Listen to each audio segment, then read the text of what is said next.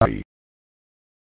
Saben, no quería hacer esto, pero siempre me pregunté, siempre en cada fanfic de Tate no Yusa, en todo ello será una dinámica diferente. Como Goku, Batman, The Paul, Spider-Man son interesante.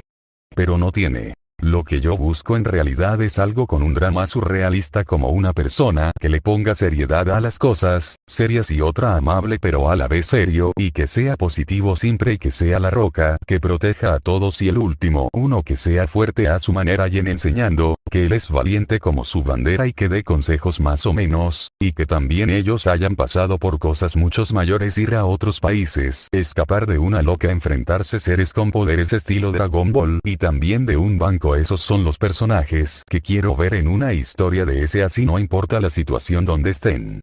Ellos siempre estarán juntos. Que yo les presento mi idea NR Chains por Tate no Yusa.